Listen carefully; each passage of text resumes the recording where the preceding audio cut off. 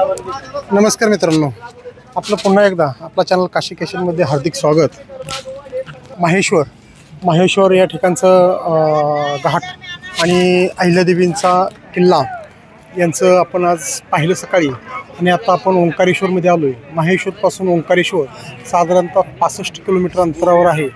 आपण आता नर्मदेच्या घाटावर म्हणजेच ओंकारेश्वर मंदिराच्या लगत जो घाट आहे नर्मदा नदीवरचा, त्या घाटावर आलो आहोत। आपण जर ह्या ठिकाणी समोर पाहिलं तर तुम्हाला ओंकारेश्वर मंदिर या ठिकाणी दिसेल। ओंकारेश्वर मंदिराकडे येण्यासाठी हा एक पायी मार्ग आहे। मुंबलेश्वरकडून येणारा ब्रिज आहे, त्या ब्रिजवरून येऊ शकतो, नाही तर दुसरा मार्ग आपल्याला हावरून आपण खाली येतो, घाटावरून खाली येतो आणि बोटिंगनी आपण पुढे जाणार। त्या बोट ही नर्मदा नदी, या ठिकाणी लोक भाविक भरपूर मोठ्या प्रमाणात या ठिकाणी स्नान करतात आणि ओंकारेश्वरचं दर्शन घेतात। आता आपण या ठिकाणी ओंकारेश्वरला जाण्यासाठी या ठिकाणी आलो आहे। ओंकारेश्वर हे ह्या जो आपल्या समोरचा डोंगर दिसतोय, त्या डोंगराचा आकार ओम आकाराचा असल्या कारणाने ज्योतिर्लिंगाला ओंकारेश्वर हे नाव पडलेलं आहे। आणि ही जी आपल्या समोर दिसते ही गुरु शंकराचार्य याची स्टॅच्यू, हा किती मोठा उंच केलेला आहे। Okay, thank you.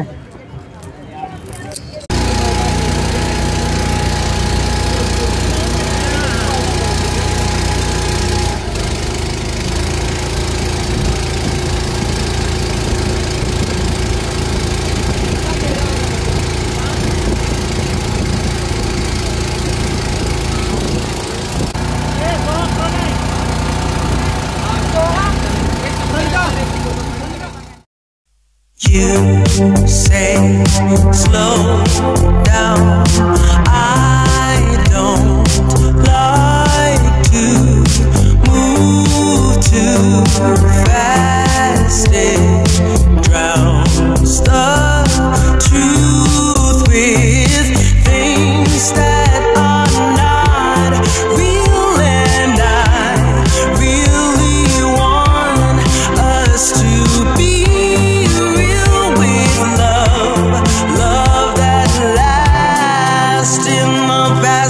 messed up, gave too much.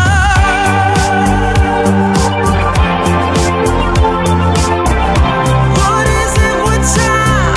Why can't we unwind?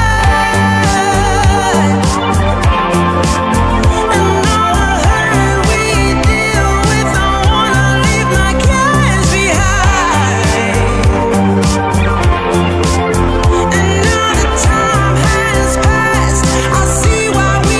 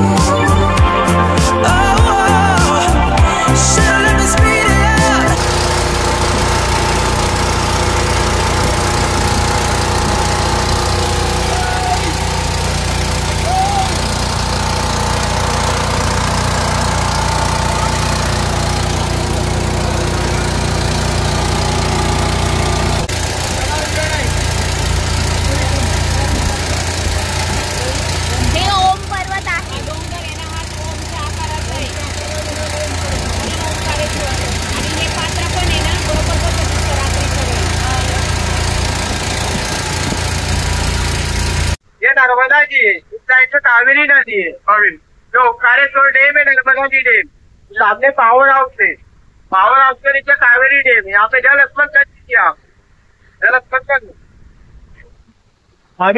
पानी मिळाला ना इथून पाणी घ्या पाणी।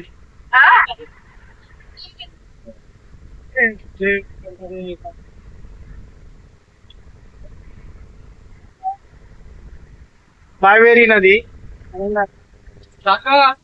मित्रांनो, ही समोरची दिसते ही कावेरी आणि हे तुमची नर्मदा आणि ह्या दोन्ही नदीच्या संगमावर हा ब्रिज आहे, सॉरी डॅम आहे आणि या ठिकाणी हा पॉवर हाऊस आहे ओंकारेश्वरचा.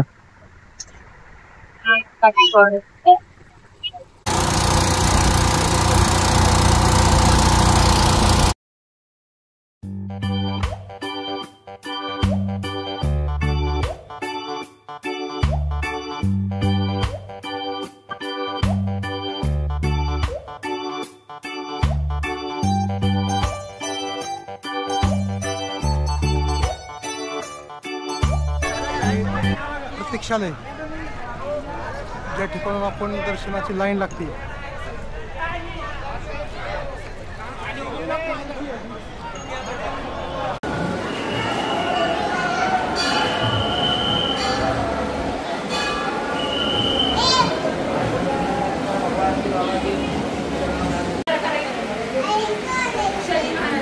चल लवकर आवर.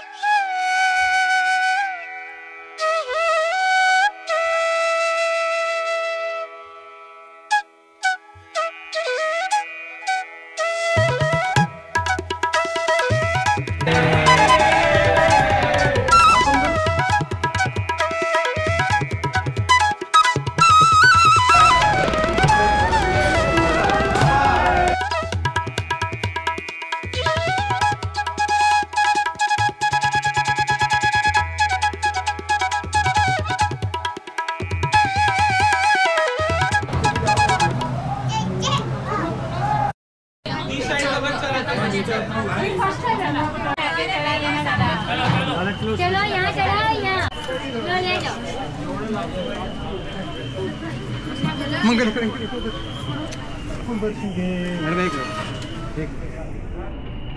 सर बाजूला चला. चलो आगे बढ़ो. ठेवलं पैसे.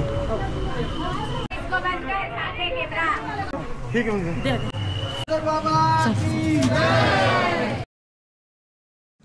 ममलेश्वर महादेव आणि ओंकारेश्वर ही दोन्ही मंदिरे 12 ज्योतिर्लिंगापैकी 4थे ज्योतिर्लिंग म्हणून अत्यंत महत्त्वाचे मानले जातात.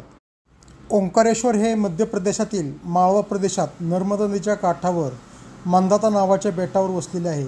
या बेटाचा आकार ओम या पवित्र हिंदू चिन्हासारखा आहे, म्हणूनच याला ओंकारेश्वर असे नाव पडले.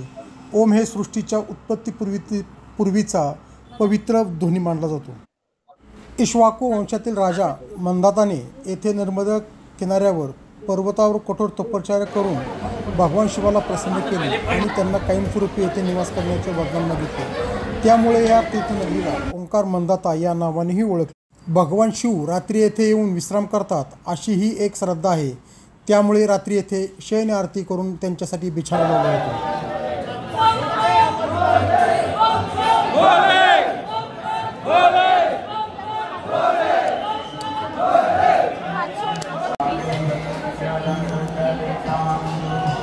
मित्रांनो, आमचं ओंकारेश्वरचं दर्शन एकदम आम्ही आता ओंकारेश्वरचं दर्शन घेऊन निघालो आहे.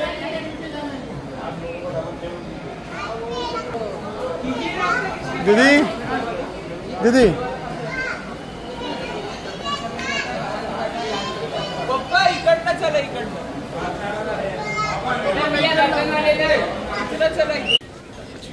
मित्रांनो, आता आपण ओंकारेश्वरचं दर्शन घेतलं आणि ओंकारेश्वरचं दर्शन घेऊन आता आपण ममलेश्वर महादेवाचं दर्शन घ्यायला चाललो आहे.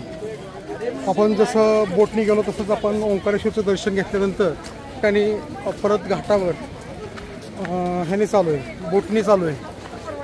आता आपण असं म्हटलं जातं की ओंकारेश्वरचं दर्शन घेतल्यानंतर ममलेश्वरचं दर्शन घेतल्याशिवाय एका पूर्ण ज्योतिर्लिंगाचं दर्शन घेतल्याचं लाभ, भाग्य किंवा पुण्य मिळत नाही. म्हणून आम्ही श्री ममलेश्वर महादेवचं दर्शन घ्यायला आता या तीरावर आलो. ममलेश्वर महादेव म्हणजेच अमरेश्वर महादेव असंही या मंदिराला म्हटलं जातं. भगवान शंकराने येथे भक्तांच्या संरक्षणासाठी कायम निवास केल्यामुळे ते अमर झाले आणि या ठिकाणाचे नाव अमरेश्वर पडले, जे पुढे ममलेश्वर झाले.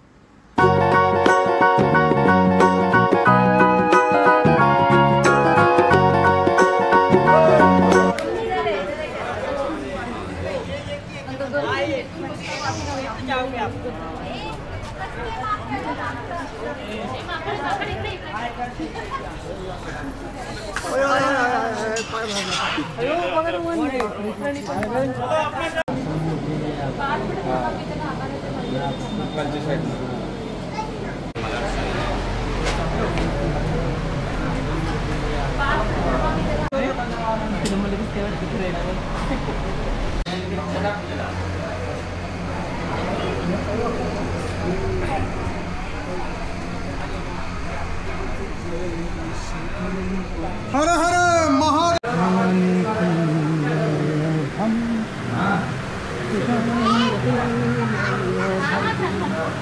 किशोर दादा सुटणार पेश नाही, सुटणार पेश नाहीत सुट्टे पेश.